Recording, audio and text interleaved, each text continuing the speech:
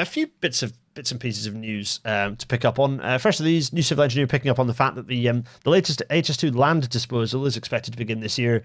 Rail Minister Peter Hendy stated how the delivery agent is currently developing a disposal program for the former Phase 2B eastern leg of HS2. That's the Yorkshire leg.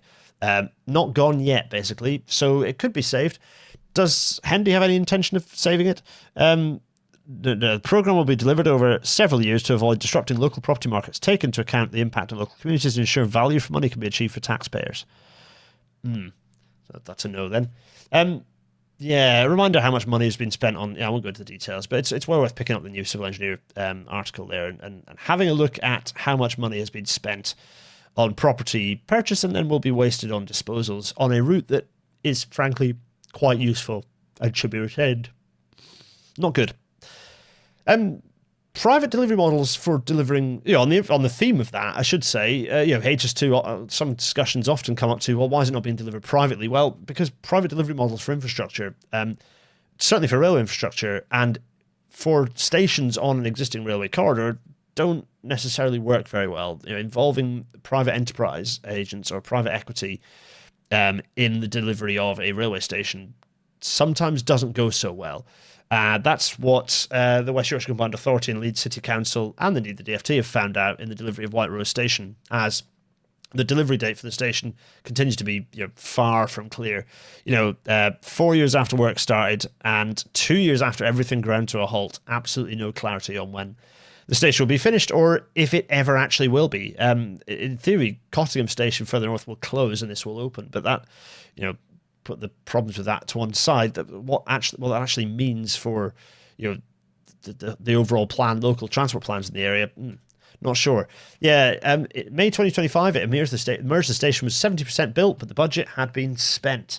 And obviously, details of the dealings with the private equity firm remain confidential. But it turns out that all the money being put in by the public sector for this station to benefit the private equity firm who owns the shopping centre next to it is all at risk anyway, because the financial position of that of Spencer Group, who are the contractors, and the private equity firm are at risk without a settlement agreement in place, i.e. without further money. So this then begs the question, maybe we should have just delivered it ourselves and not bothered with them. And maybe that would have helped us to think clearly about whether the station was a necessary station or not.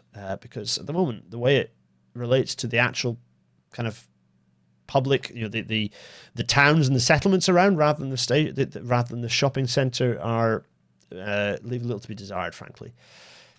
However, it's not all doom and gloom. TRU mentioned transparent route upgrade a little bit earlier when I was referring to situations where we are developing infrastructure based around a timetable, which has happened in a few spots along TRU. TRU as a major scheme has kind of looked at a timetable and delivered infrastructure to fit that. And here you can see Slowett and Marsden stations here with their extra third track. Well, actually, Marsden already has a third track, but basically it's providing a consistent third track right the way through. Stanage to Huddersfield, transparent route upgrade proposals in consultation. They are in consultation now. I should say that the details for this are key, so I should read them. The consultation for Stanage to Gleddalt enhancement scheme is now live. It closes on the 24th of April, so you've got a little bit of time left.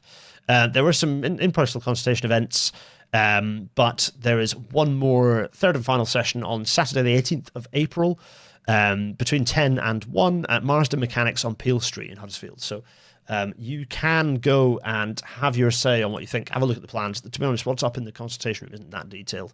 But you get to go and have your say and share your thoughts.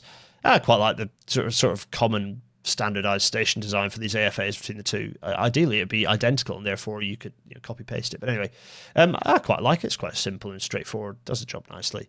Blocking's quite good. Anyway, there we go. So very nice. TRU trundles on.